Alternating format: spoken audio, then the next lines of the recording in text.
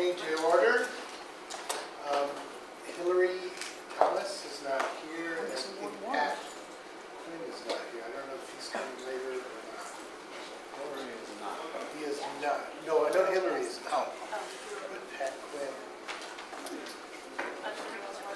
So we're going to call the Community Development Committee to order for Wednesday, September 4th, 2019. And we have a full agenda of 8 action items and 2 discussion items. And this is the Brent Morton show. We'll begin with the acceptance of the August 7th, 2019 Community Development Committee minutes. Minutes were included in the packet. Are there any alterations? Otherwise, we will recommend to accept.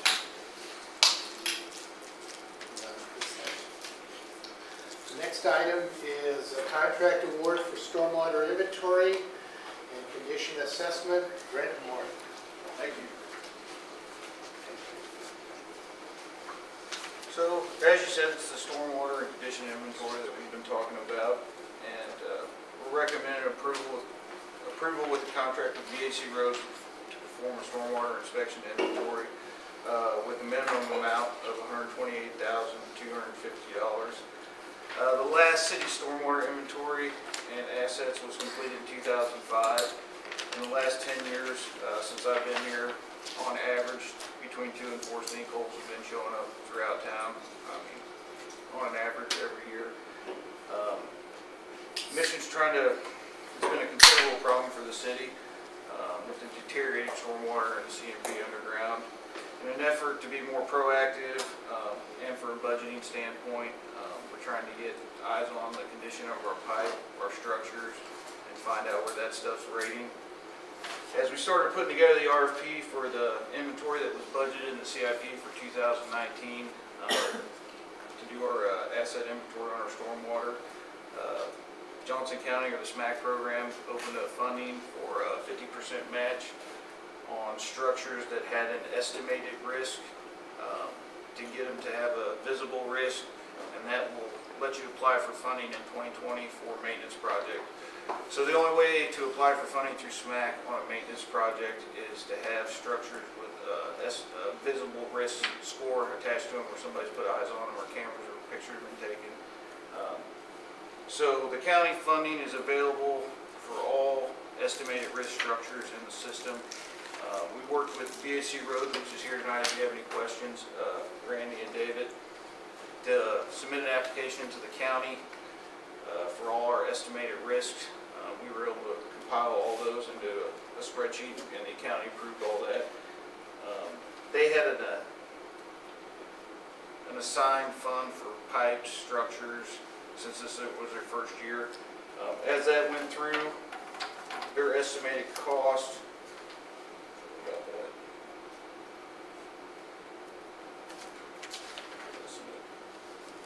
was $230,000 basically for the inventory with a 50% match. We sent out an RFP in June. We had 4 proposals back. Staff talked with all the firms. We kind of came to the conclusion that VAC Roads would give us the best quality inspection, and moving forward with the street program and asset inventory, getting this all compiled in one database and coming up with an overall program for the city. As we were going through this, we talked with the county, and they never ran our 2005 data through the system as it was updating. So those numbers came back over the weekend. It just went through. It changed. We have more assets now with a visual inspection rating on them now, and it lowered the estimated risks or structures that are available for funding. But since we applied for the funds ahead of that, when they ran that, it still gives us the ability to move forward with the RFP and the structures we had in that application to get as much done with matching funds as possible. We're looking at expanding the scope of work with the extra funds in the inventory for this year, and trying to get as much of the city stormwater system inventory so we can be eligible for funds in 2020 and out years on maintenance projects. So that's why you saw us bring forward a recommendation for a minimum amount. What we had hoped to have earlier in the day today was that number of how the upload of the 2005 inventory changed what would be eligible. And as Brent mentioned, it actually reduced that slightly, we think. So what we would like to do is between now and to leave this as an action item on your agenda with that minimum amount. But essentially we have about $52,000 that we have budgeted that would not be matched with county funds, but that would still be, we had still intended to spend on a stormwater inventory of some type. So what we'd like to do is work this coming week with BHC Roads to look at where those pieces are and then give you an opportunity at your council meeting to either go with just what, you know, is covered by the SMAC funding, or if you wanted to stretch our dollars a little bit further, we could give you a better sense of how many additional structures and linear feet of pipe that could pick up, so that we then assign that. And the benefit of that would be everything that we have observed risk assigned to will be eligible for the SMAC maintenance funding going forward. Can you just briefly tell me, is it comparable, the ratings comparable to bridges 1 through 10, or what are the ratings? What's the basis? It's 1 through 5. 1 through 5? And anything above 3.2, like 5 being the worst, is available for system maintenance projects. So once you've got eyes on it and get that rating scale, it's available for projects coming up for matching funding. 3.2. Any other questions?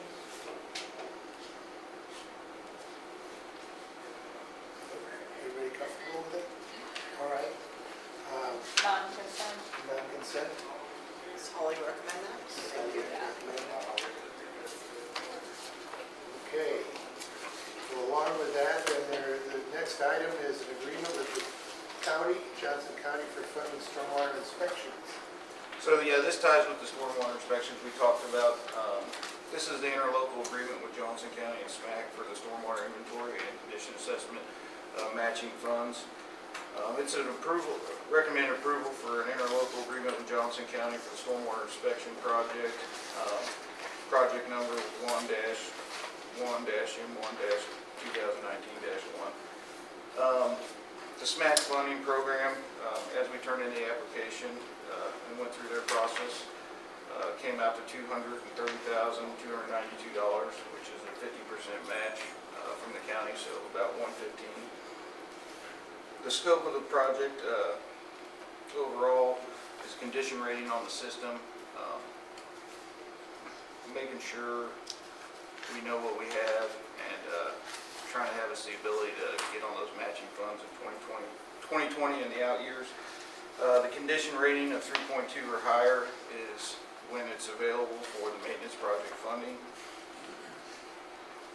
This project was identified in the 2019 capital project for the city, and as we were working through that, that's when the SMAC program came along this year and said they were going to have 50% matching funds, so it worked out in the funding cycle with the city to tap into those funds.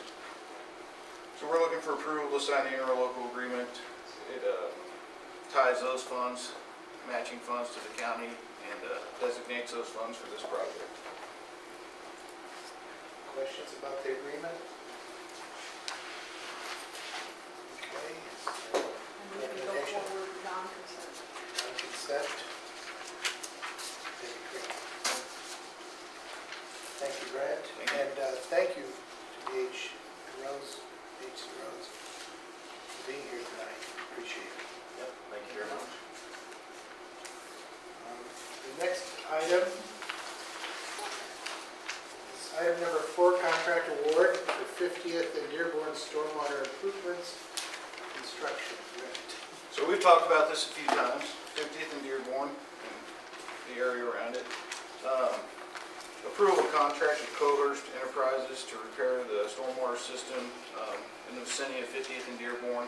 We had some sinkholes that show up there late last fall, in the amount not to exceed $136,100. In January of this year, Council authorized a task order we talked about with GBA for design bid services for the sinkhole that occurred. in the residence driveway. As we started looking into the stormwater over there, we realized that the potential of that system over there could fail and we needed to update it. So we expanded the scope of the project with the council's guidance, and we are abandoning some stormwater, adding new stormwater, slip line the creek channel. This was a big area of concern since it's a one-way in, one-way out neighborhood. If we can get ahead of some of these problems, we don't have disaster and people are stuck or major sinkholes going over there, I think it's a good thing. The engineer's estimate was $184,975, so it came in low, which is good. GBA also reached out to the contractor and contacted some references, so I don't think we'll have an issue with the contractor. On the cost savings with this project, we're looking at hiring through Olson, on-site inspector and material testing for this project. Due to the scope and size of this project, which will be in item 5 next, it's good to have somebody on site the whole time when this is going on, making sure we're getting what we're paid for. And you know, we're putting in 100-year stormwater, we want to make sure it's done right and we don't have to come back and fix it. So we're looking for the approval with Coast Enterprises for $136,100 for the 15th and Dearborn stormwater repairs. Okay, questions for Brent? Seeing none, is there somebody who wants to recommend the project?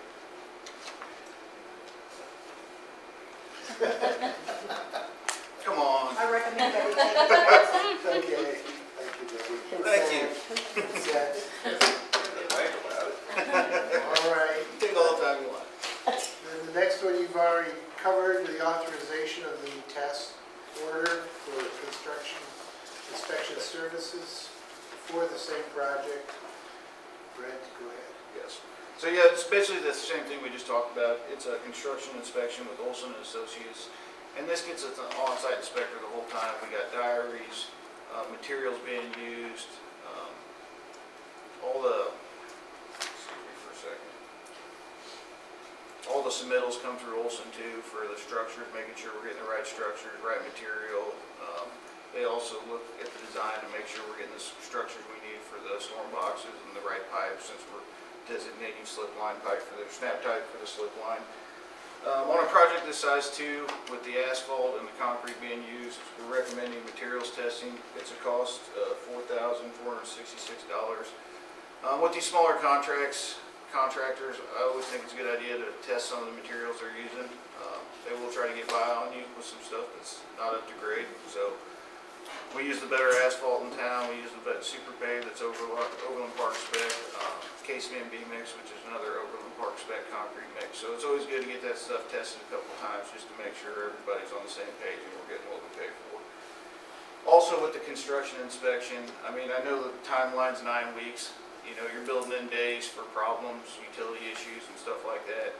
We're only getting charged for the days they're on site. So I look for there to be a savings on a project this size. And you know, the economy to scale, I know it's a big number, but when you shrink these projects down and you got the same timeline as a bigger project with more people, the numbers seem a little high, but it's still kind of the same timeline. But I think there'll be some cost savings on the inspection side. So looking for the approval for the inspector contract for 15th and Dearborn stormwater repairs. Yes. Yeah, that was, your last point was related to what I was gonna ask, was that, you know, like half the contract cost, is that pretty standard with these smaller jobs to get the inspection services? How would it be that high? When you start shrinking them down, it really escalates the costs. I mean, we'll get into it, the bridge inspection next, but you know, the 9-week time frame, you know, we got Broadmoor that's a 16-week time frame, and I mean, it's smaller crews, it's smaller work, so I mean, I hope, I intend there's some cost savings there and this moves forward a little bit, but I mean, they're always covering their bases on the front end instead of having to come back and ask for more money later, you know, if the project does reach that 9-week deadline, so. Okay. Any other questions? Anyone move to Consent? consent? Yeah, consent agenda. Okay. Thank you. We're in consent then. Next item is contract award for repairs to Reed's Road Bridge. Brent again. So, this is for Reed's Road Bridge repair, RCB repair. Those are reinforced concrete boxes. boxes that are designated as a bridge due to their size. It's approval for a contract with Gunner Construction Company for the repairs to Reed Rose Bridge in the amount not to exceed $47,690. In April, staff authorized a task order with Olson once we found out the inlets failed and were falling into the creek, and there's also sidewalk running through there, so it was coned off. It's a hazard. We got a bridge inspector out there, or structural inspector from Olson. They realized that both those inlets dump into the creek right there at that bridge deck. With the salt we use over, the last 20 years, it starts eroding kind of into part of that bridge deck, so they did some testing and found out there has to be some repairs made to that RCB box too to make it structurally sound. With those repairs we're making, that bridge is the lowest rated in town at a 6, so it's right at the point where they will start recommending repairs in our annual bridge inspection. Through talking with our engineers, with these repairs, we'll add another 10 years to the life of this bridge, and we can get it in that 10-year out program where we can start trying to designate some funds to get that thing replaced in 10 years. We solicited bids. They were received on August 15, 2019. There were 3 bidders. Gunner was the lowest. We contacted some of their references, and they do a lot of bridge work, so I think we'll be all right with them. The funds are coming from, our bridge inspection is biannual, so it's every other year, and there's $25,000 every year designated for them. The funding's always about $10,000 a year, every other year for when we do the inspection, and that 25 rolls back into the general fund.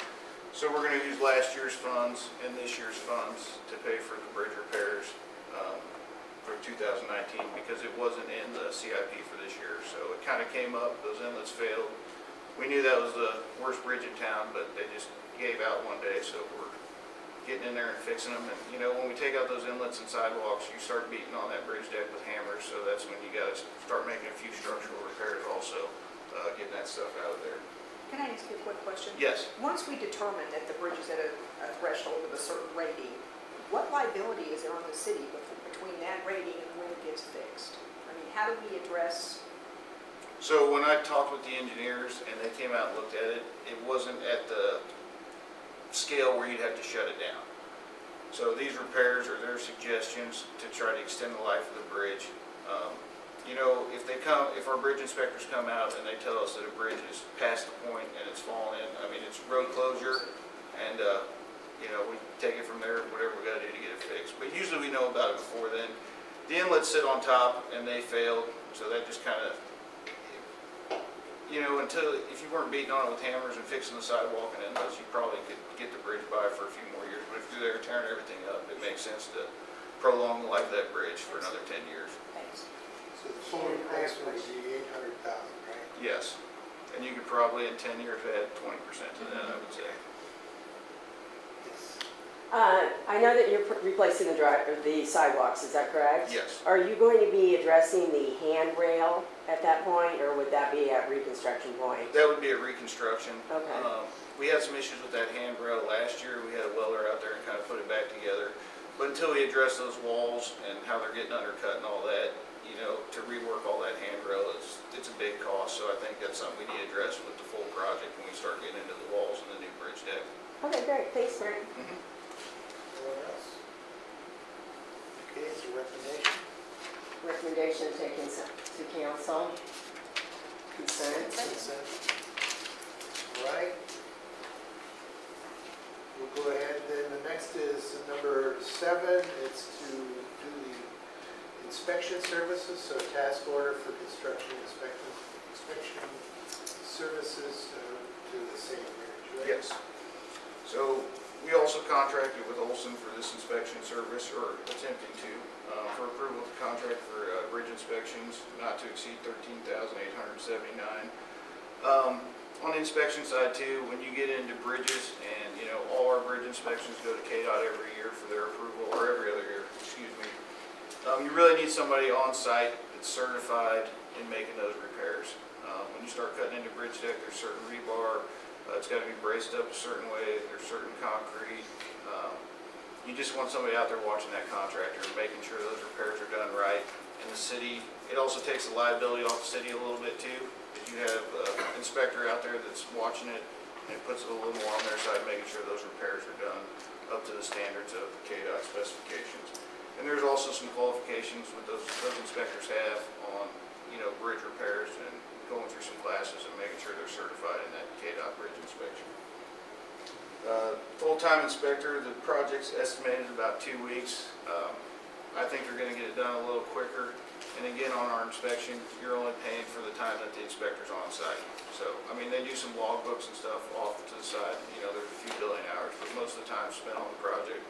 And we're only paying for the time they're out there with the contractor. Any questions on that? Recommend taking to council consent. Consent, all right, thank you. Brent, thank you very much. Thank you very much. A lot of work. Good job. Thank you. Our next action item is Hodges Planters. A nice favorite topic. Well, I hope we are at the end of our conversation surrounding this. So I'm not going to spend a lot of time because I think we're all familiar with the history. Last month we were here. We had a discussion item where we presented to you the conversations that we had with the neighborhood working group regarding potential design alternatives to the planters that currently exist. And we had presented the council with a design option that the neighborhood felt comfortable with. It included sort of a combination of the installation of an island in the intersection along with some gates and then signage. As we talked about that at the committee meeting last month, the council, we also reviewed all the other options and treatments that we discussed and considered and ruled in, ruled out, kicked around all of those kinds of things. And so one of the things that the council asked us to do was to go back and look. So our recommendation, or we were leaning towards installing this new treatment at the intersection of 61st Terrace and Hodges, which is where the one planter was damaged and now has come out, to then and then leave the planters at the other two intersections until such time as the streets were reconstructed. That would give us an opportunity to sort of test whether or not this new design solution was something that met everyone's goals and objectives. At the committee meeting, the council asked us to go back to the working group and ask sort of their preferences or opinions about leaving the existing planters at the other two intersections or replacing those with gates, not the full island treatment, but with at least the gates.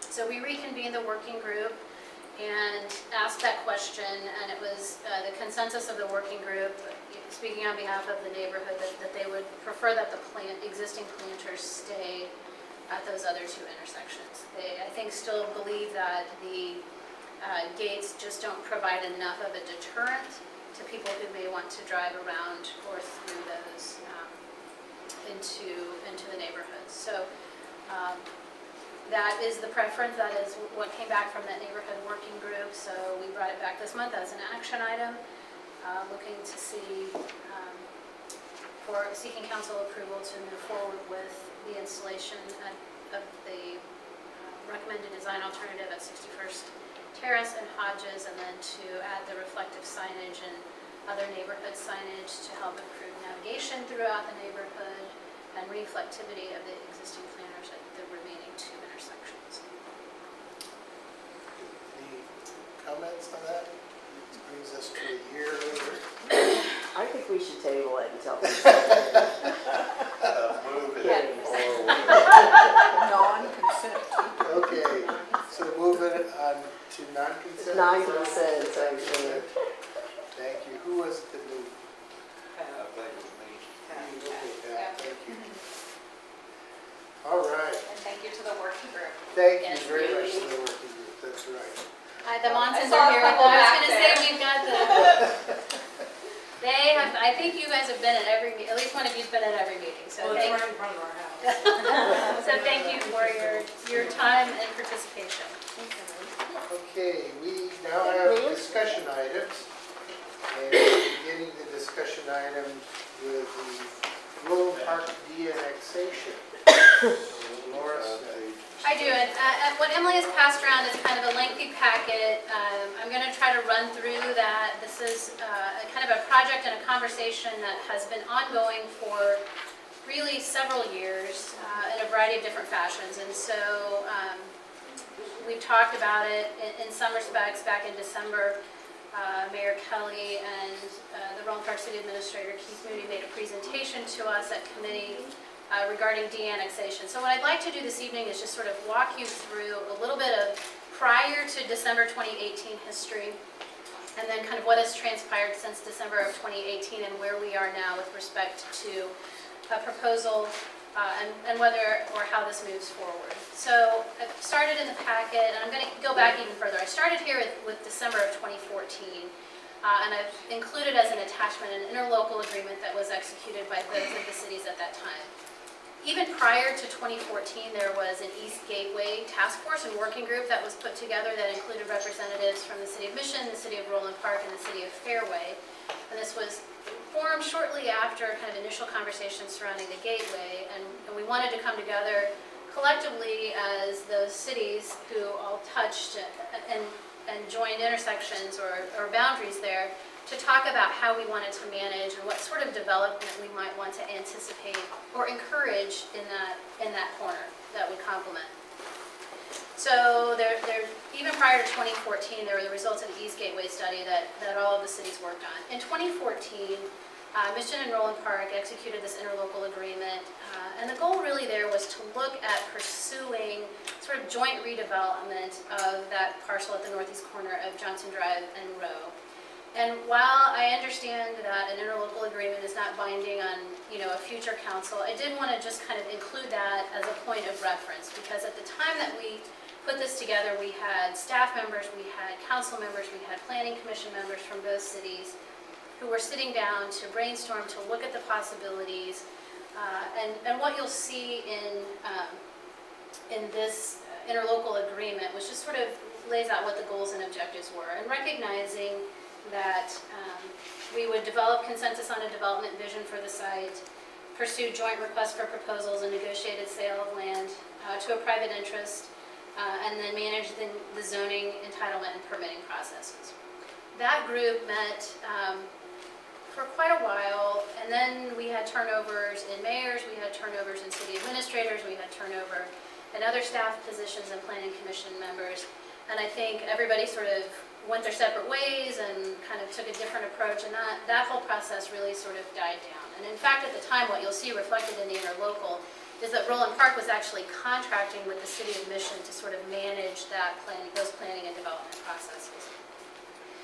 So that changed over time. I know that the City of Roland Park continued to explore development opportunities at that location and in other places around their city, just like we did. One of the challenges at the time that we put this working group together in 2014 was the fact that this parcel did have pieces of it that were located in 3 cities, Roland Park, Mission, and Fairway.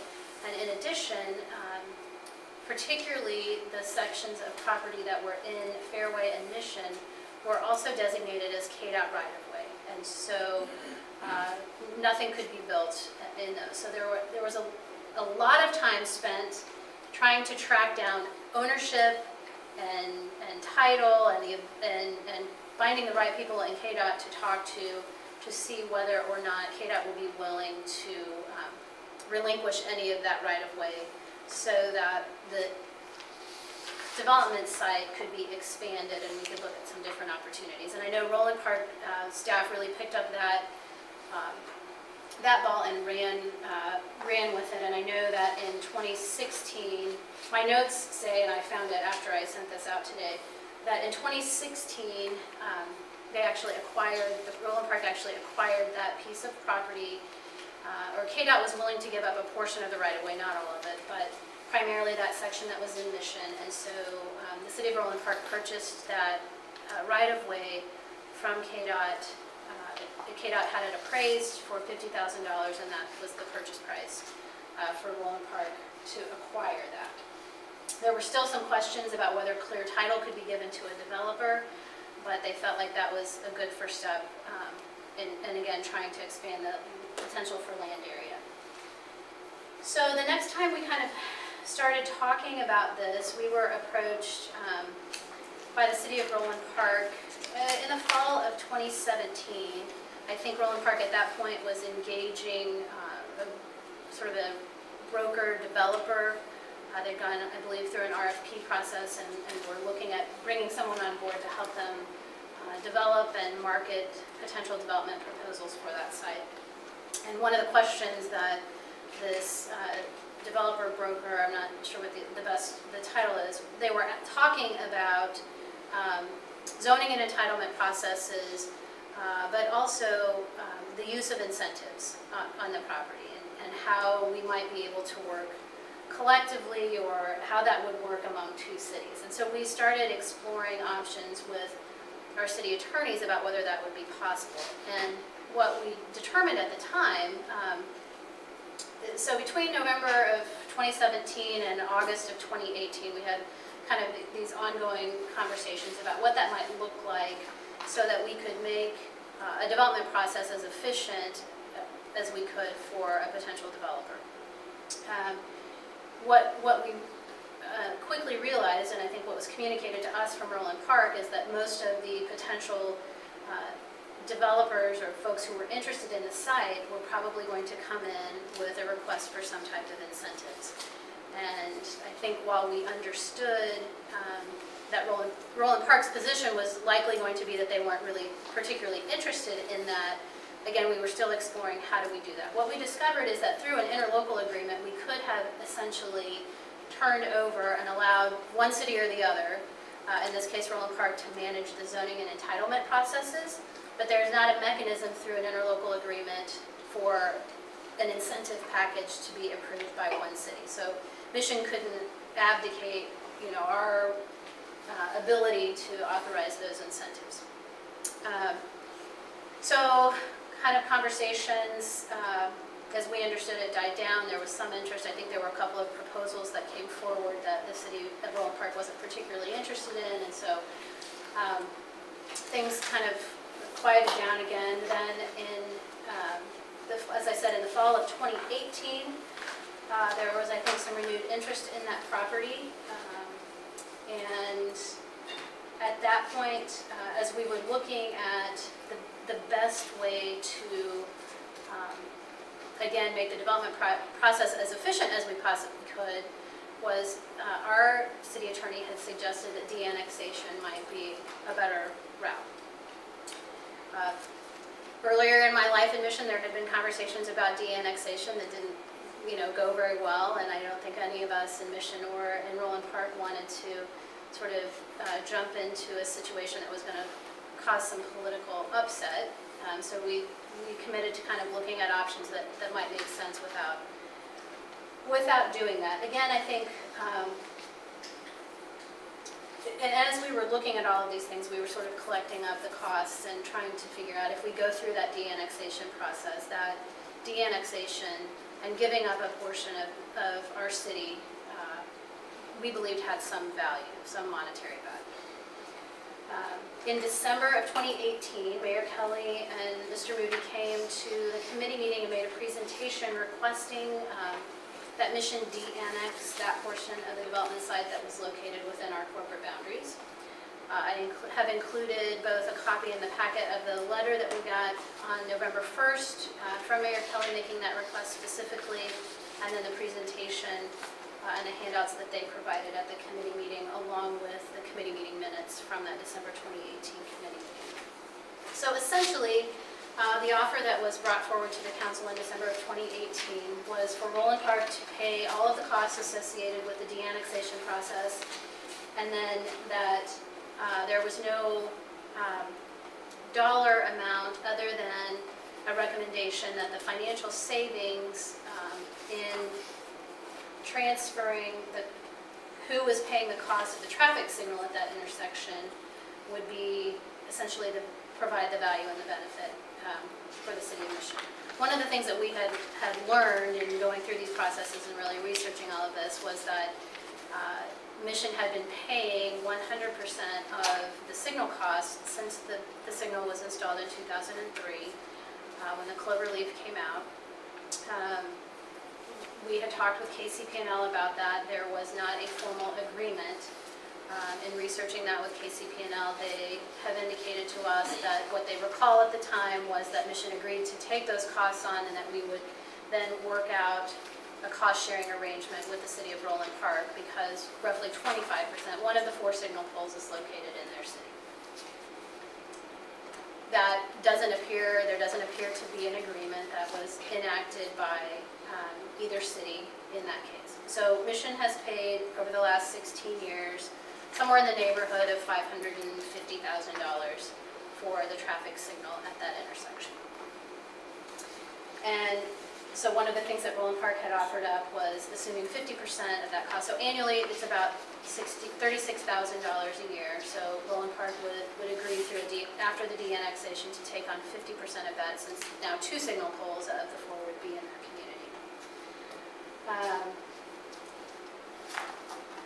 You all said you would take that offer under advisement.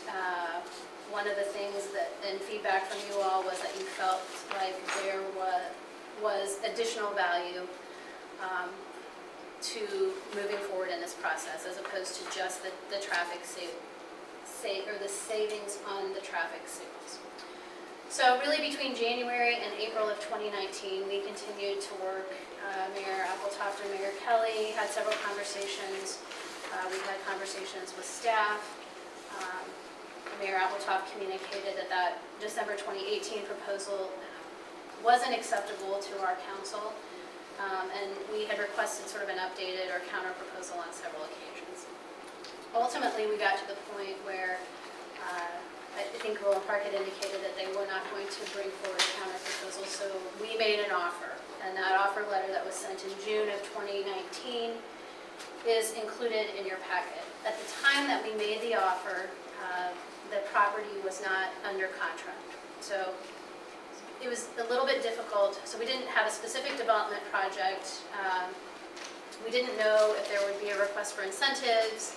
We weren't sure exactly what kind of development. So trying to estimate future value of the development that was going on that site was a little bit difficult. So one of the things that we did have was the information about how much had been spent on the signal on a historic basis. So that's really how we crafted our offer. There really wasn't a lot of magic or sort of smoke and mirrors associated with that offer. So we made an offer of $125,000 in either a one lump sum payment or equal payments over a 3-year period. Roland Park would pay the cost of the de-annexation and then assume 50% of the signal costs going forward. We asked for the right to reasonably review and approve the development plans, and that the city would require the developer to actually install public art at the site, as opposed to depositing the money in their public art fund to be used at someplace else throughout the city. As you'll see in the June letter, we also concluded with, if we don't proceed with the de-annexation process, we would request that the city write the letter to KCP&L and assume 25% of the signal costs going forward, trying to balance what we felt like had been that inequity over the last 16 years. Also included in your packet is a letter that we got back a couple of days later from Mayor Kelly, acknowledging that they had received the offer letter and that their governing body would be taking that under advisement. And then he also asked that we wait until Mr. Moody was back in town before they formally responded to that offer.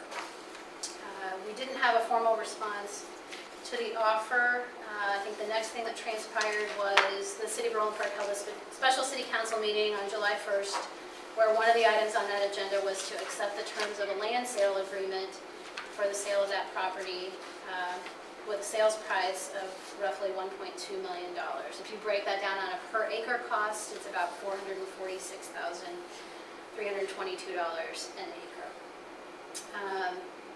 Our land use attorney was contacted by Roland Park's attorney on July 10th, asking to discuss the de-annexation issue to see if we couldn't move it forward. Kind of in follow-up conversations, we were advised that with the exception of the $125,000 offer, that Roland Park was agreeable to all of the points in the June letter, and then they had countered with an offer of $10,000. So $10,000, 100% of the cost of de-annexation and 50% of the signal costs moving forward. as this development project has kind of moved forward, what we know is that it's a development that does not have any incentive requests associated with it. The contract was written, and there is a developer that was willing to go through planning and review processes in both communities. I think that we feel two things. I think that we feel that de-annexation in the long run has benefits for Mission, for Roland Park, and really probably for the developer or any other future owner of that property. We have some properties up on the north side of I-35 that straddle not only city lines but county lines, so we're a little bit familiar with dealing with properties that live in two jurisdictions, and while we're able to manage that, in the long run for the folks that want to develop that property, I think it's a good thing if you can keep it all within the corporate boundaries of one city. And again, I think, so fundamentally we do think there's long-term value, but we also think that either $0 or $10,000 is not necessarily an appropriate value to proceed with that de-annexation process. The developer has filed for zoning approval processes in both cities, so they have filed an application with the City of Mission, and they are currently moving forward and are scheduled to be on our Planning Commission agenda in September. So we wanted, one of the things then that we were trying to do for about the last 30 days was to say, okay, if it looks like we're not going to proceed with the de-annexation, what was communicated to us was that all of the points in our offer letter were acceptable except for the $125,000. So we had requested the follow-up with the letter to KCP&L to assume 25% of the cost of the signal. There was a lot of back and forth, and ultimately no letter was provided. And in conversations this last week, and then again confirmed by Mr. Moody today, that the City of Roland Park is not willing, if we don't move forward with the de-annexation, to send that letter and assume 25% of those costs going forward. So we wanted to bring this forward tonight just to kind of bring you up to speed on where we were, to think about what we do going forward, and potentially a formal response to the City of Roland Park's proposal. I think we felt a little bit like our proposal that was submitted in June has been characterized as being unreasonable or unrealistic. And we've really tried to step back and say, okay, let's break this down. If we were looking at this on a per acre cost for the land sale and the valuation of standalone parking lots, I included some data here. So again, the sale price per acre at that corner under the current contract is about $446,000 an acre. I looked at two standalone parking lots here in Mission, the 5655 Broadmoor, which is just north of Broadmoor Park, and then the parking lot that is just north of the Arby's restaurant. And you'll see here, these are just the land values per acre in terms of what the county has appraised those standalone parking lots at. I think the other thing is that, we've never suggested that the value through the de-annexation process should be calculated on a per acre basis. We certainly acknowledge that the 7/10 of an acre that presently resides in the City of Mission is not developable on its own. But we do think that it is an important piece of a larger development. I think that's evidenced by the development proposal that we've seen, where there are approximately 45 parking spaces to support a medical office building that are located on that piece of property. And so, again, we didn't approach this back in June with a per acre price because we didn't have that information available, so we tried to use the best information and approach that reasonably. If we don't move forward with the de-annexation process, depending on how the county appraiser would value the final development project, there would be some incremental property tax revenues that would be generated, and because of the impervious parking area, we would assess a stormwater utility fee on the parking lot as a part of that development. And while certainly, as I mentioned, I don't think that that's the cleanest solution for the long term, I think it's something that we're comfortable with and certainly have the ability to manage. So, I think we've really never approached the conversations surrounding de-annexation trying to leverage anything or anyone. I think the concerns that I heard you all express back in December really stemmed from what you felt like was an imbalance of the cost sharing related to the signal in some way to not even make yourselves whole, but to at least have some value that came into the city as we move forward in this process. So it seems that our cities are going to kind of agree to disagree on the issues related to annexation, particularly as it relates to the price and the value associated with de-annexing that ground. But we really still felt like asking Roland Park to assume 25% of those signal costs going forward was a very reasonable offer. Again, as recently as this morning, we've been advised that it's still their position to not take on any costs. I will tell you that we cannot force that issue with KCP&L. It requires, in writing, a request or an agreement by both cities for us to move forward in that fashion. I think signal sharing is not uncommon. In fact, I know there are other signals in the city of Roland Park where those cost-sharing arrangements have been made. Now, there may have been an agreement that was put in place initially. We've acknowledged that was the intent back in 2003. It didn't happen, but we feel like we potentially have the opportunity to, right that a little bit going forward. So we aren't in a position trying to hold anyone hostage or leverage anything in that regard. Just really looking forward for a way to move this forward. So I think based on what we have in front of us, from my perspective, I think there are a couple of options. We have the terms that are currently on the table with the City of Roland Park to de-annex, which is $10,000 in cash, 50% of the signal costs going forward, so $18,000 a year savings, and that would be indefinite, so that there is value to that in the long run.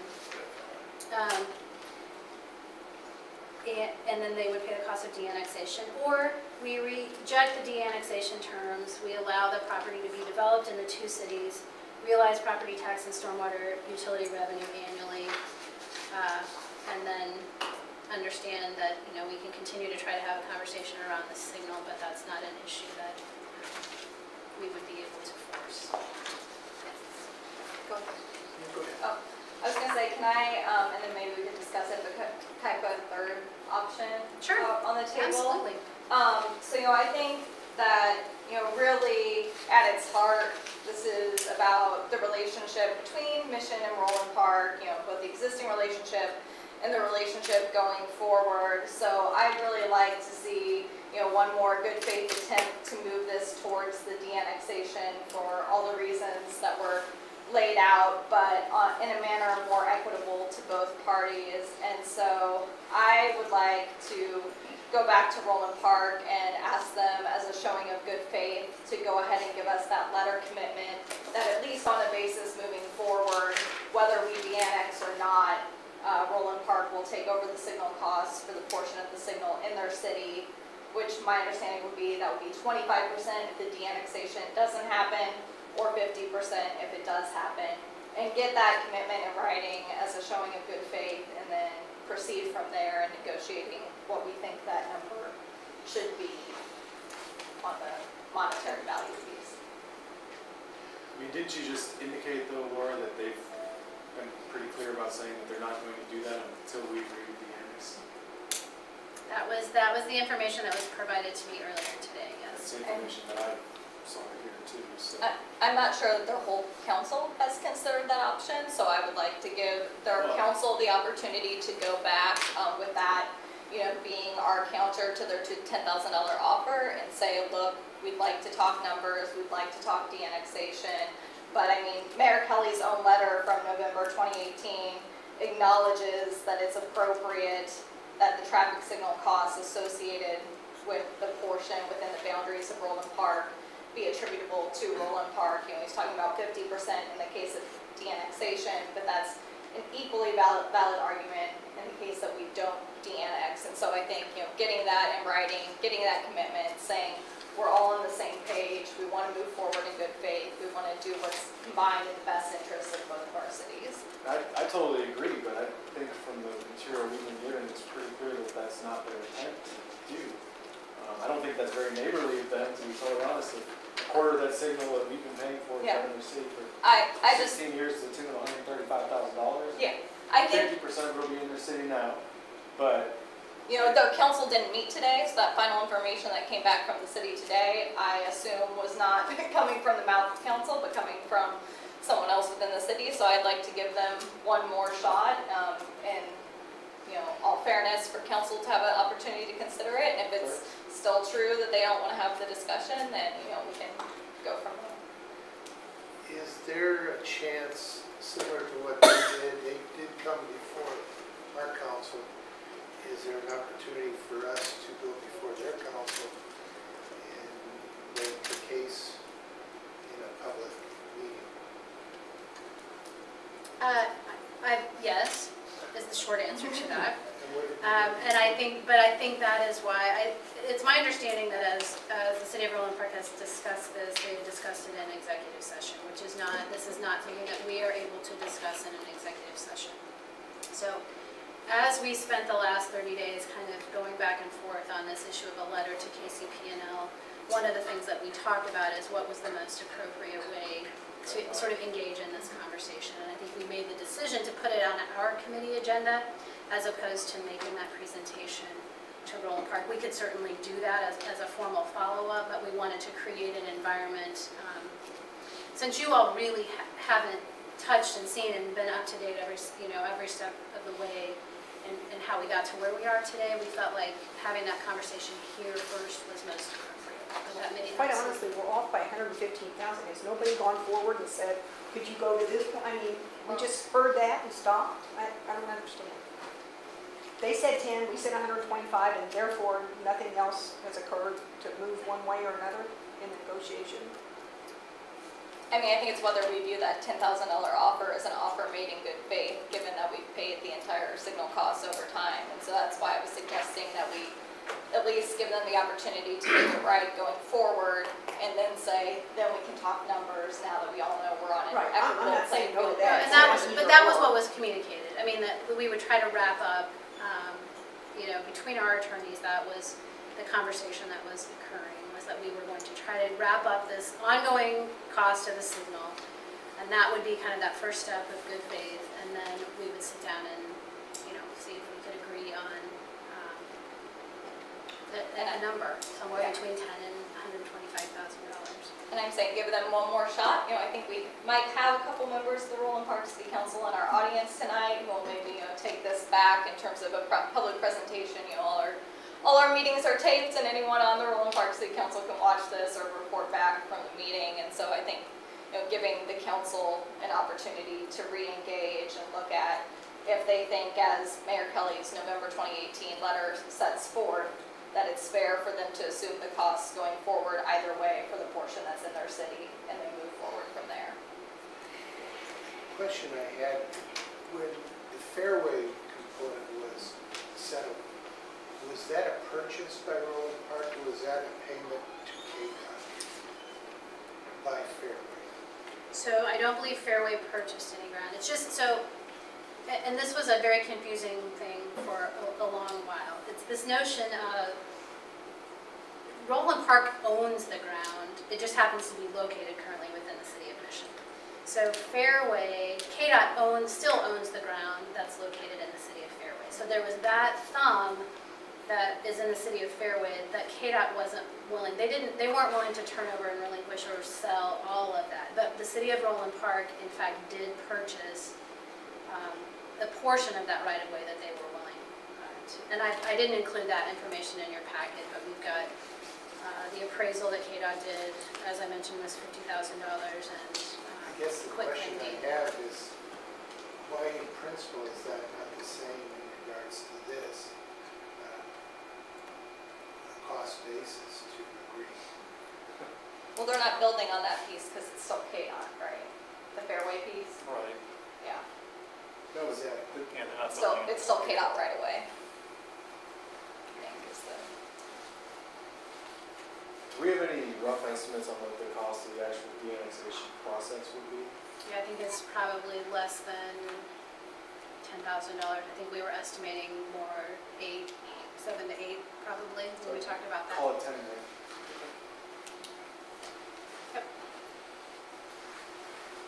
What's the pleasure?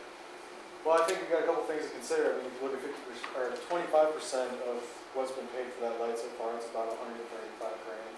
There's also value in what that land is worth in the sale, which I think easily adds up to another, if you wanted to just look at the per acre amount, it's $300,000. Obviously, to the earlier point, it's not the value by itself. But I think we have to get an equitable portion of payout if we're going to move forward with this kind of de-annexation. I'm fine with the idea of taking it back and see if they'll at least cover their portion of the signal that's in their city. Go from there, I guess. I mean, that would be my recommendation, and then we authorize Laura to, discuss numbers and see, if there is more of a middle ground after we wrap up that signal piece separately. Yeah, I feel like we've got some strong indications that that's not their intent, but. I'd say give them one more shot. Any other comments? Yeah. Marcy? Marcy? Go ahead. I think Darcy's asking if we are allowed to have public comment. Sure, why not? It's at the discretion of the chair. If there's anybody who wishes to speak, that's fine. I'm open for that, sir. Go ahead and introduce yourself, please. Jim Kelly, City Road, Morton, councilman for Ward 4. I also sit on the ad hoc development committee. And, it's everything which I think Laura's mentioned is pretty much said is correct, except we don't know about this verbal agreement. That's our position, is that there's nothing in writing. We find it highly unlikely for a light to be put up without any documentation between the cities. And I put it forward to you like this. If somebody came to you and asked you to spend $100,000 on a verbal agreement without any documentation, how would y'all take it? And that's our position right there. As far as the 25%, we feel like the terms that were on the letter minus position number 1 about the 100,000 we're agreeable to. The thing that we run into is that we feel like the $100,000 proposal was the initial shot across the bow. We came back with 10,000, and we're waiting for a counter. So that's where we're sitting at. Thank you for your time. Sure. Do you agree that 25% of that traffic signal is in Rowan Park? I agree that 25% of that traffic signal is inside the city of Roland Park. Okay. The question is, though, That's good. is that Just wanna make sure we I'm never serious. agreed to put it there. We don't know why it got put there. I don't think any of us were around when it did. Maybe one of us, I don't know. Pardon? What's up? That's comment, Ken. Yeah, sorry, Pat. Go ahead. That's right. Sorry. I don't know, just from listening here, I'm thinking the $125,000 figure and the $10,000 figure. So I don't know where they came up with those numbers, kind of arbitrary it seems to me. The $45,000 is a figure that would be 5 years of the 25%. So it's a figure actually based on something. So if we asked for $45,000, which would be 25% retroactive for 5 years on the cost of the light, that seems fair and based on something in reality. I'm not sure where these other figures came from, but I think there's, And it is a fair counter offer too. sorry. Go ahead. I was just gonna say, I think the $125,000 represents the 25% of the light located in Roland Park for the timeline of the existence of the light. Is that right, Laura? So it wasn't a number thrown out of thin air, it was the actual cost of the light. It was estimated, I did not dig up Yeah. 16 years worth of bills, but But looking I at the current cost. estimated and then reduced it because the city of Mission has paid the signal cost, the city of Roland Park has paid to mow that ground. So I took some deductions for mowing expenses over time. And I think certainly Councilmember Kelly is right, there is not an agreement. There was an understanding, and I think what we're asking is, going forward, we have an opportunity to agree to share those costs or not, and I think that's the confirmation that you're seeking, that we just kind of finally wrap up. I think part of the purchase price too, we can't lose sight of the fact that, I'm not saying it should be worth it on its own, but it's about just over $300,000 worth of land value of that 0.7 acres for what that land is sold for as well. So there's the cost that we pay for the light over the 16-year period or whatever. But they own the that- land, though. But it's in the city of Yeah, Mission, yeah. right? So that portion of the land sale is about $310,000. So there's some value in that part of it too. I don't think we should lose sight of that. Laura, can I ask one more question about your conversations with KDOT in terms of that 2003 understanding about the signal and the cost sharing? KDOT confirmed that that was the understanding, right? Was that Mission was taking it on and then Yeah, so we would have had to, right, we would have had to agree at the time that signal was installed. It was installed in 2003 when the Cloverleaf came out. The mall at that time was, it was demolished in 2005, so it wasn't a Going Jesse or a big traffic driver kind of at that point. So I don't know, I mean, again, in the conversations with KDOT, they've indicated that that was their understanding, that we agreed that we would take that on and then we would come back and work that out. Clearly, shame on us for not having done that 16 years ago, but I think that's why we tried to approach that at this point in the conversation, saying, going forward, can we agree that, we've for years talked about doing something in a way that is collaborative and beneficial, although not equally beneficial financially for both communities. Anything else? No, that's it. Just thank you for your time. Okay, thank you. Thank Yeah, thank you. It's a pleasure to do. What are you recommending that we go look at an option 3? Yes, I am recommending option 3, which would be going back, asking that our contact in Roland Park, whether it's Mayor Kelly or their city administrator or whomever we've been communicating with, that they take it to council in Roland Park, that they resolve separately the signal cost matter and agree in writing that they will assume the cost going forward of their proportion, de-annexation or not, because currently the offer is only if we de-annex, they'll take on their fair share, and sort of get that so that we see that everyone is, being reasonable and acting in good faith, and then have everyone come back and sit down and talk numbers between the 125 and 10,000 and see if we can get that resolved with the goal of still moving towards de-annexation for all the reasons that have been set out about it being beneficial to both sides. I'm good with that. I want to see the 25% dealt with, and if it has to be separate, that may be a good Yeah. idea. I think I'm good with that too, as long as we put some sort of timeline Yeah. expectation on it. Is there a time frame that this needs to be decided? Well, the sooner the better, honestly, for primarily the benefit of the developer that's going through processes into It's going through the planning commission is coming out, correct? Correct, 23rd of September. So I mean, either for them to call a special council meeting or to deal with it at their next meeting would be reasonable. We can do that.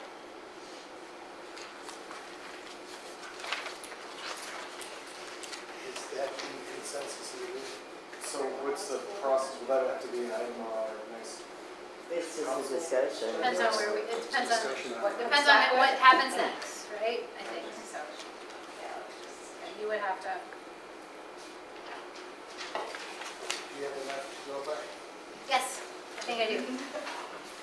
Thank you. Thank you. All right.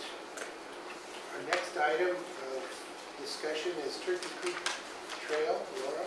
Yes, and I didn't put together a whole lot. I provided a lot of background in your packet about the Turkey Creek Trail project and the Turkey Creek Trail Coalition, and sort of how it got to be on the list of projects in Mark's Metro Green Plan. What I didn't include, and I won't go through in tremendous detail tonight, is sort of the history of that as we've talked about it. So let me just start by saying that at one point we had grant funds of nearly $1.4 million.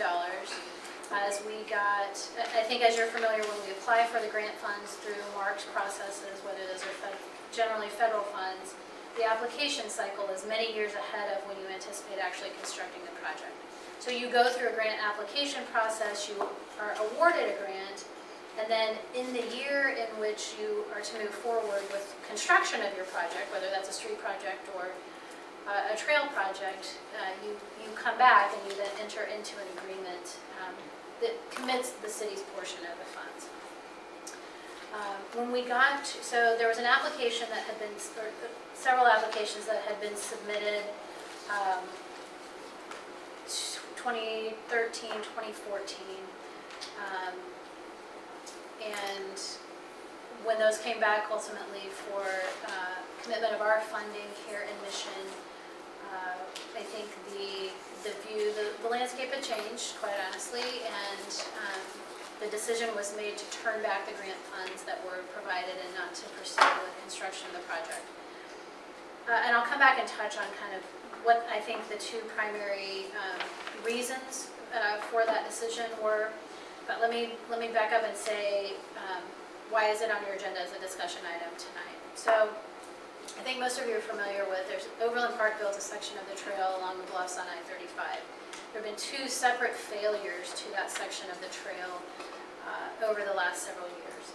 And the city of Overland Park has been looking at and evaluating whether or not they want to repair those sections of the trail. And they're updating some cost estimates. And right now I think they're estimating about $1.2 million to make the repairs to that portion of their trail that has failed. So they have some on their council who are ready, I think, to advance that project. They have others on their council who said we'd really like to maybe reconvene the group, or at least the cities through which the trail would pass, and see kind of 10 years later, after the original action plan from 2009, where are we? What has changed? What has been developed? Is there still an appetite before they would move forward and look at committing those kinds of funds to the trail repairs in their CIP? So they approached Mark, talked about reconvening, again, the partners along that corridor. And because of the project's history, and because we're the most immediate connection to this section of trail in Overland Park, they wanted to sit down with us recently and just kind of see where we were, at least ask me to bring it back for you all to see if there was even really any point in getting that group back together. So Mark has offered to help convene a group of the cities, the counties, and private property owners to get the discussions started. And so the question really is, do we want, they're not asking us to commit to anything, it's really a commitment at this point to whether or not we want to get the group back together and look at the situation. So when the funds were returned, I believe in 2014 and 2015, two primary drivers that I recall from the council's perspective. The first being concerns with the safety of the crossing in Merriam as you come across Antioch. So there's a portion of the trail that comes up and it crosses basically the entrance ramp onto I-35, and the sidewalk is very narrow, and there's a lot of traffic that's moving at fairly high speeds through that section. So that safety issue at that crossing was a primary concern. The other thing that was really a very prominent part of the conversation was recognizing that trails are generally right behind streets in our direction finder survey in terms of citizen priorities. If we're going to spend, so the Turkey Creek Trail project, even though we had $1 million+ in grant funds, is about a $2.5 million project. So it was still an incredibly significant investment on the city's part. And so the conversation and ultimately the consensus of the council was, if we're going to spend $1 million to develop trails, perhaps we should look at trails that bring people into our city as opposed to trails that direct people around the outer perimeter of our city. And so those were really the two, and I don't know, I think anybody else who was on the council at the time, if I didn't get those right, or if there was anything else that I'm missing, I think those were the two key points that I recall. We had also had a side conversation about bike traffic through there too, and the safety concern, and the combined were both key issues. Yeah, because they wanted to take the trail when it came through, and on Fox Ridge, wherever it's coming out, it would come down by the Quick Trip, and then it was supposed to go north across that bridge, which is totally unsafe. Right. It's not, trail. right. And so that, I mean, if we ended up with a new bridge, if somebody was building a new bridge down there, it might be feasible, but still you've got the problem then it just skirts our city. Why would we want to invest $1.5 million, and that would be on the low end of the investment? Well, now, without grant funds, Right. you know, so there are a couple of other things that have changed, and I haven't spent any time or really effort updating cost proposals. One of the significant pieces was crossing underneath 635, you may recall. Right. That work has been completed by KDOT as part of the work that they've been doing in that area. So there is essentially a bench. Because they were doing work down there anyway. Correct. Yeah. So that piece is done. But again, the trail was then to kind of go through a series of switchbacks to come up the side to Streamway Park, out on Fox Ridge. And then, as Councilmember Quinn mentioned, you know, crossing at the Lamar Bridge, which really isn't designed for pedestrians or cyclists, either one. Of course. Exactly. You know, that trail comes down through Marion right now, and Marion has redone Marion Drive down there, which has bike lanes. Exactly, yes, it does. And it was gonna tie in down there on the Marion Lane anyway. That just, to me, makes more sense for them to take that trail on around instead of turning and coming up along the bluff. Right. Take the trail on down through Marion, and then it goes into KCK, I guess, at that point. To me, that would be smarter, safer, and cheaper route to go for all the parties involved, but I think if I were to offer my opinion or a recommendation, I think I have long said, and I said at the time we returned the grant funds, that it's probably worth getting the group partners back together and assessing all of those things that have changed since 2009. And are there other connections? Recognizing that we still want to have connectivity throughout the region, are there some other things that make sense? And I think we all have to be sitting in the same room and saying, hey, unified government has put bike lanes down, you know, Merriam Drive. And in this brief conversation with Mark, their plan would not be to take folks across Lamar Bridge anymore. It would be to continue down Fox Ridge and come up through some private property to connect to Merriam Lane. So I wouldn't mind spending a little bit of my time just sitting with the group and sort of understanding where that is so that we can then very clearly... Cross Lamar there to get... Right. Well, if you think about, we're also, and I'm not suggesting that we would ever, you know, that it's something that would move to the top of our priority list. But I think looking at what other people are considering, and I asked the question of the folks from Overland Park, is there some other way, you know, where else could your trail go? And I think they've tentatively explored some crossings further to the south on Metcalf, but, you know, I'd like to talk about that a little bit more, because if we could get people across Metcalf and somehow connected to the Rock Creek Trail, that would bring people right into the heart of our city, right? We'd be interested there. Absolutely. And so, you know, I think that understanding that there are perhaps limitations or reservations, I wouldn't I would be willing to spend a little bit of time just sitting down and trying to get the group together. There may be no interest from any of the other participating cities as well. But I think we either then put it completely to bed or, say there are pieces that, we may want to work on or something. along Yeah, those lines. certainly nothing wrong with talking. Yeah, okay. This is a project that spans through multiple cities and multiple counties. Is Johnson County involved somehow in trying to move So it Johnson forward, County or- has done portions, and in fact, I think they've funded portions of, it's part of their Streamway Trail system, or it was in the past. So I think they've been at the table as well. There were really state, federal, county, local officials that were involved in the first go-around. So I'm gathering, yes, go ahead, Kristen. Where is this 18th Street pedestrian bridge? Oh, that's If on you the- go on down Fox go Ridge, past Quick Trip. Right, and so you take a right, correct?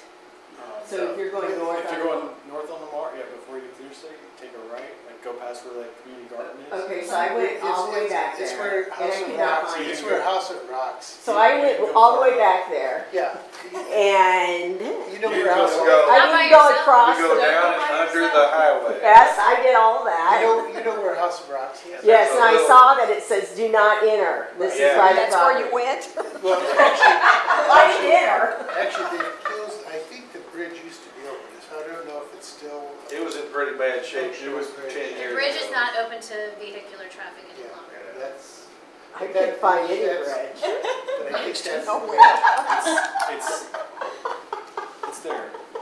Um, I wouldn't drive over it. I think the It's very general creepy. sense I get is go forward. So, Yeah, I mean, I'm always up for continuing the conversation, but if I remember correctly, we were really hesitant about such a small piece of our city, it hitting it and us paying a large amount, even with the matching funds. And so, I guess if we continue this conversation, I would like it to go in a different direction, just like that. Because if we talk about going over, again, if I remember right, Mitchell was that we couldn't even get grant funds for that, or we would have to take that whole, we would have to pay for whatever bridge covering, whatever we decided, however we would connect to on the other side, so that was kind of. Well, I think there are a couple of things that make the conversation again worth just thinking about. So at the time that we had these grant funds in place when we were talking about this, we didn't really have the Fox Ridge project that's currently scheduled in 2021 on the horizon. So if you read through the report, one of the safety concerns identified by Olson was the fact that there were no sidewalks, existing sidewalks on that. So when you popped out of Streamway Park, there wasn't any place for you to go. Right. Right? Down the street. We now have a project in our 5-year CIP that will address that issue. We also have a project next year on Lamar that will add bike lanes, Bike lanes. right?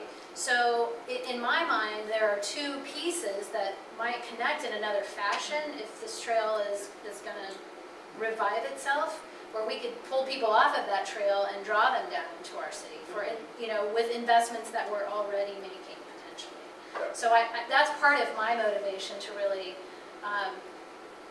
re-engage in that conversation, is to say, are there other investments that have been made or are going to be made that we could take advantage of now that we have these projects in our 5-year plan, and could offer some opportunities that didn't exist back in 2013 and 2014. Do we know if the Lamar Bridge over I-35 is going to be anywhere in the KDOT replacement?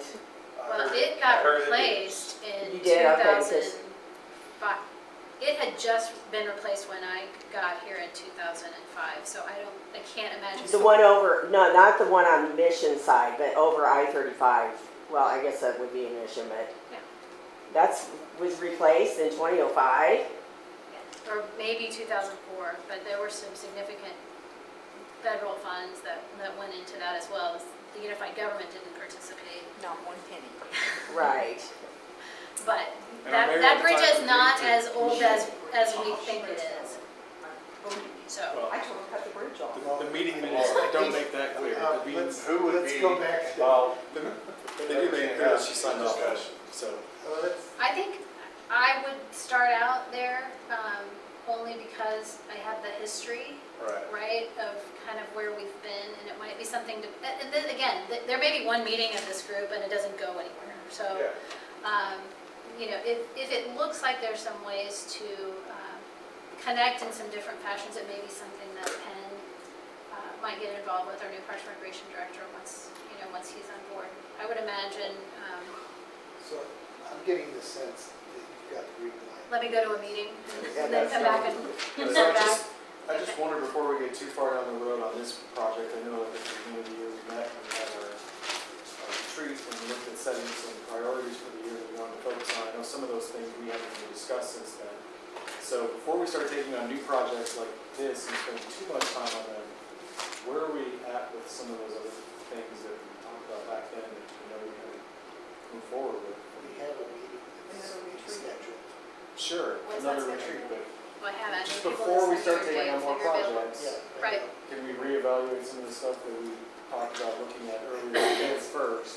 Is that part of your other updates? But it ain't gonna hurt to get involved in this discussion as to whether there's any desire from anybody to do it. Overland Park has they're deep into it financially. Sure. And they're coming back with probably October, November to their council with kind of a decision point. And so I think that's why they're wanting to at least revive the conversation now. And yes, we can absolutely get you an update. So I don't know. I have one item on F&A. I can go grab my spreadsheet off my desk and give you kind of the Cliff Notes version this evening. Absolutely. Is that on the F&A I can do it. agenda? Yes. So why don't we just go ahead and, if you don't have any updates, I think we've given you the green light on this. Okay, yes, I'll go. If they get a meeting together, I'll attend. And so that concludes, I believe, the Community Development Committee. And we'll take a brief break. Didn't you used up all the time for the other meeting too? Taking a break? Is everyone on a break? Take a break, yeah. Thank you all. What's that? We haven't been getting timely response.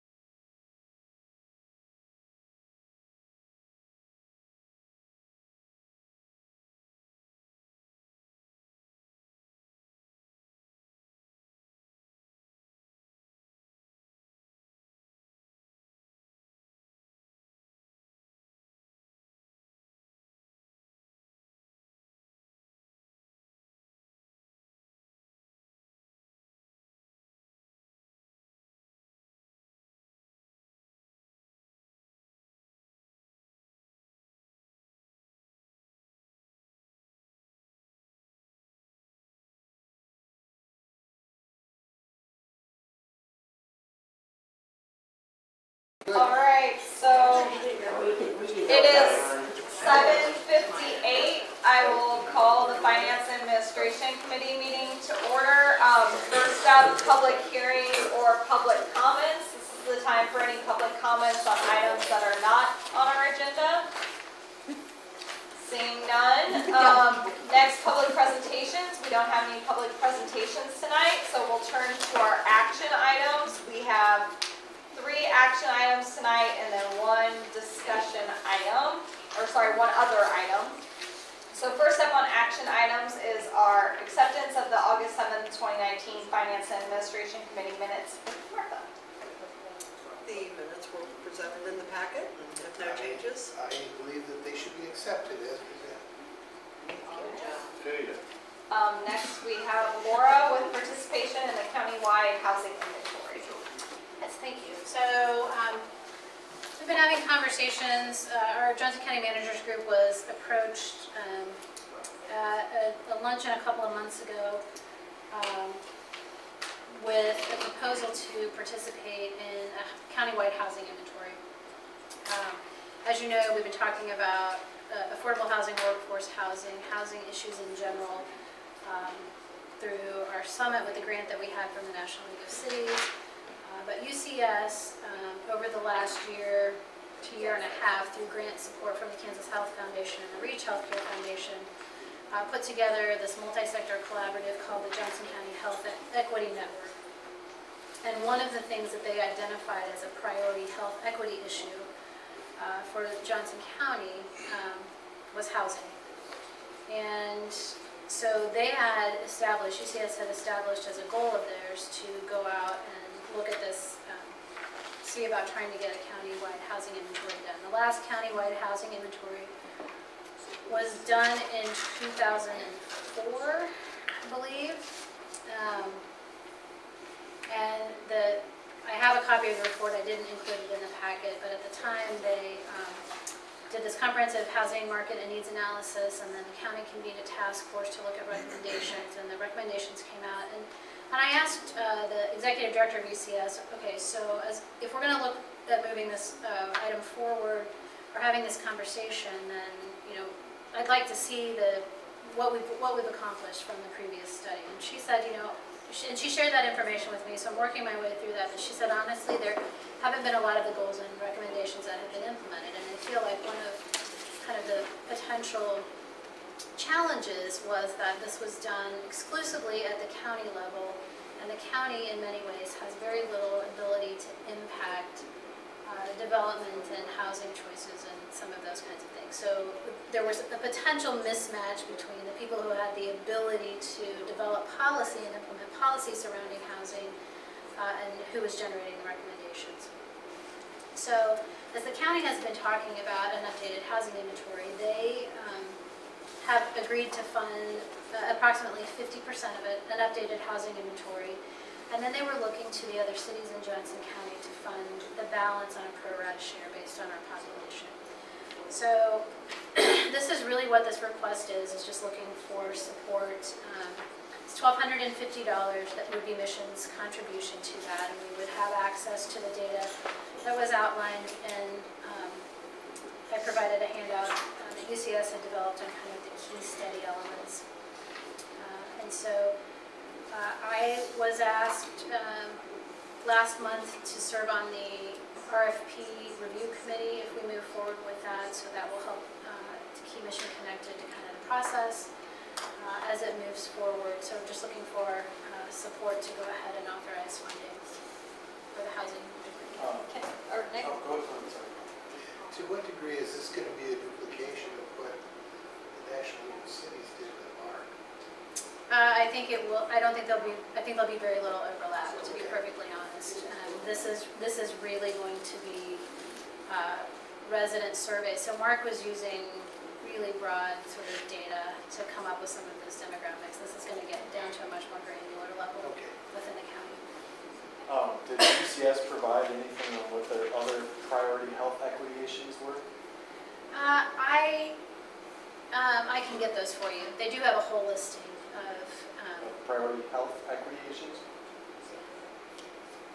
yes, but I'll be happy to get that out to you. Maybe I can find it on the website.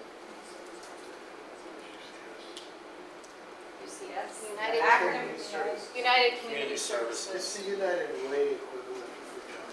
We give them I don't money, really right? think We give them it's- some money every They year. don't think of it. Human Service Fund. Yeah, the human service time. Of all tax. Any other questions for Laura? I would entertain a recommendation. Take it to council. Take it to council consent. Consent. All right. Next, we have a franchise agreement with Bluebird Network. Martha. From Dearborn. Okay.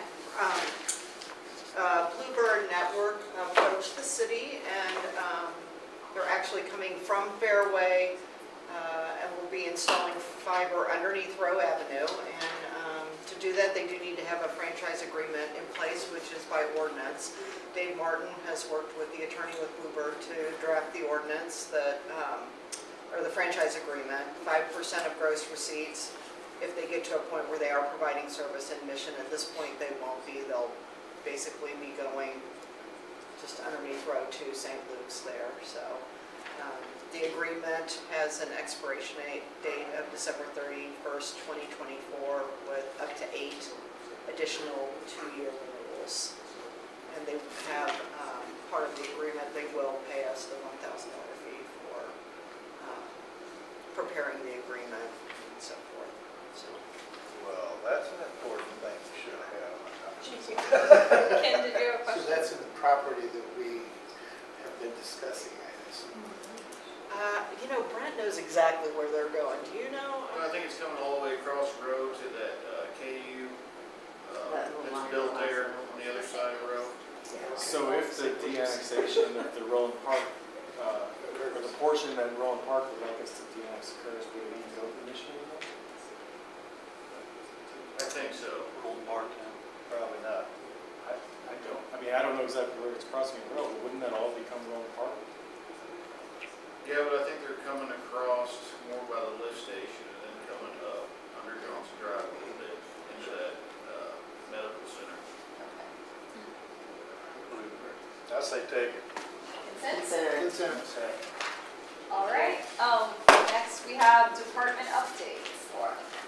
So, yes, and I will get this updated. So please, I sent an email Friday asking you to share with me some of your availability over the next couple of months so we can do a council retreat. And what we were anticipating is probably doing a 3 or 4 hour retreat with the council and myself, really an update on current projects, kind of starting to develop priorities for the 2020. And then shortly after the first of the year, we would come back with another probably closer to full day goal setting planning session that would include all of the leadership team. That will give our new Parks and Recreation and Public Works Director an opportunity to come in and get their feet wet a little bit and be able to contribute and participate in that conversation. So very quickly, I can give you an update this evening and then provide some more detailed information on some of the priorities that we had identified. And some of them we are behind schedule on. Councilmember Schlafmacher is absolutely right. We detoured to get some of the hires made, but the things that we had established and talked about and kind of established timelines on included the council committee liaisons, which we've accomplished. We adopted that policy. We've got liaisons assigned and probably enough meetings under the belt that the next time we're together we can kind of start to report on how that's going. I can tell you that from the PRT Commission's perspective, they're excited about having the opportunity to have that more direct interface with council members. So that is in place. I think one of the things that's left is, evaluate our progress and then determine, do we want to actually create handbooks of some sort, or how do we keep that communication, those lines of communication open. We also had the comprehensive plan update. The RFP for the comprehensive plan is currently out on the street. I think the responses are due back October 4th. This is the one that we probably got most behind in terms of where we originally anticipated releasing that process. And that, again, is primarily us trying to get the Parks and Recreation Director and Public Works Director's positions filled, because they're going to be really key components of that. So we will be bringing that back for award, and then we'll get that process kicked off. Direction Finder Survey, which is part and parcel of the comprehensive plan update. The space needs analysis, we've been through phase 1, which I think we shared some information that, so we split it into 2 phases. The first one being, let's identify the space needs and determine if one or both of City Hall and or Police Department operations could remain in this building. The preliminary information coming back from the space needs, that portion of it said we both probably couldn't fit in here with what we've identified, but one or the other could. And so we moved forward, we authorized phase 2, I think, either at our July or August meeting, to look at and really a more in-depth evaluation of the building systems and structures to move that forward. They have completed SFS has completed most of that, and then next week we have a meeting to sit down and kind of see their report, so I would imagine we bring that back to you probably in October to kind of start, give you a much more complete look at what they're recommending and what they've evaluated. Asset management. So we've completed quite a bit of work in just getting all of our asset data related to stormwater compiled in one place, and that was what was used to help update the AIM system and allowed us to access the SMAC funding to proceed with the inventory. One of the things that will be a deliverable in this inventory will also be a report which identifies and helps to prioritize stormwater maintenance projects throughout the city. So I think we've made some really good progress on the stormwater side, and this inventory will help us even identify that and then access funding. And then in the last couple of months, the council authorized BHC roads to really begin that process with the street system as well. And I think we'll be ready October, November timeframe to bring kind of that report back to you as well. October meeting is shaping up with your public hearings on the Mission Bowl and some other things to be lengthy, so we're trying to balance how much we have to cover in that time frame. Court software, I know, is kind of moving up next on the list. The bid for residential solid waste services is out. The responses came back on that a week ago, Friday.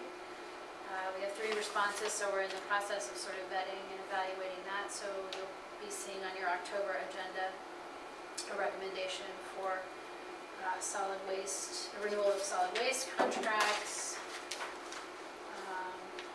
Financial management software, that's one that still is hanging out there. Energy audit and analysis, kind of we've taken a little bit different direction than what we originally anticipated earlier this spring, and so every time I talk about it, I confuse myself. So we had been waiting on the state to recertify their list of vendors, and that just has taken place. Although we have that list to review, check references, it comes really nicely in line with Penn coming on board as a community center, so that he can be a part of that process. But the first sort of checkbox on the process is made, so we'll go ahead.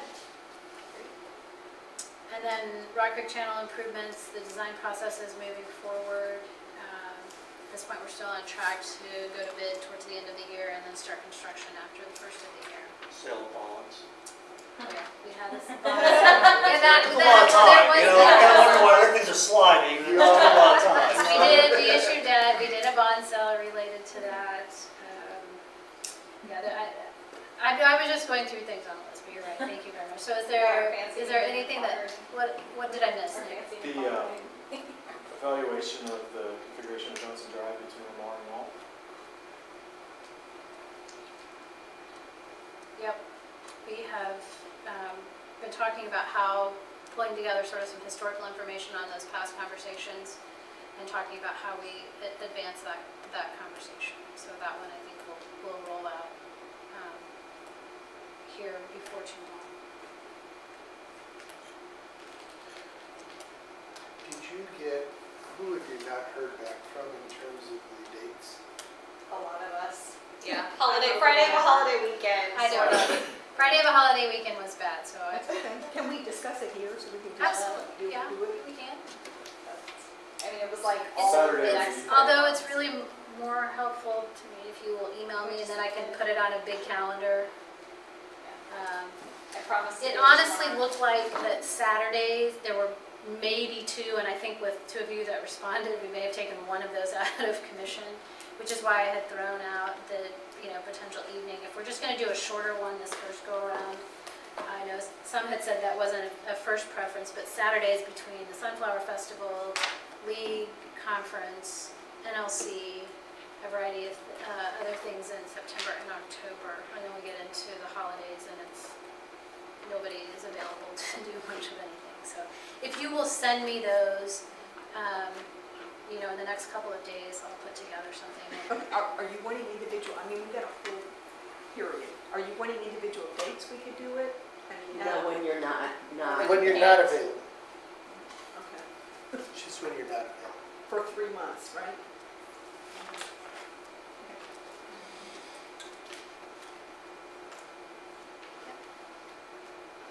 I think that's all I have. We flipped Broadmoor, right? Today? Yep, flipped it over first thing this morning. They're gonna start laying stormwater first thing in the morning. They're gonna get all the stormwater in first before they go full tear outs, just to try to keep the businesses open. We're back on track, so there'll be a lot going on over there in the next month and a half, and then we'll work our way up to Johnson Drive and get this thing buttoned up before the end of the year. My husband was crying cleaners today, so it looks good.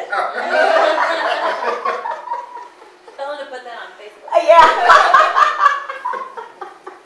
And we finished up Fox Ridge and all that patching work over there. Yeah, that looks good too. I was over there too. It looks I had awesome. more phone calls with people appreciating that in the last week, so it was noticed, so. Yeah. it's been Have you good. got any feedback from the businesses about the Broadmoor, Mission Animal Clinic? I'm or out any there of those? almost every day. I mean, there's a few complainers, but they also get it, so I think, you just kind of got to listen and, we're pushing as hard as we can, and we ran into some utility issues, and we're moving along as fast as we can on that project, Thanks, so Brent. it's been going good. And we're gonna get our building official back part-time Yay. next Monday. Oh, good. I know, I'm so nervous. So he looked fantastic this week, yesterday. It feels good. We're excited for that. Anything else, Laura? I don't think so. Just one quick question. The only days you're looking at are Saturdays, right? No. Weeknight. Just tell me any time that you're scheduled to just be, that you would be completely unavailable. Okay. You got your toilet right there. All right, is there a Sally. yep. I just want to say that 16 minutes is the way to run a. Is this the way to run a meeting? All right, no promises for the future, but And we'll see you all bright and smiling Yeah. face in less than 12 hours. on that note, we'll conclude our finance. Those of you who are going to the Shawnee Mission Education Foundation breakfast, 7 a.m. Yes. tomorrow morning. And I feel my knee back.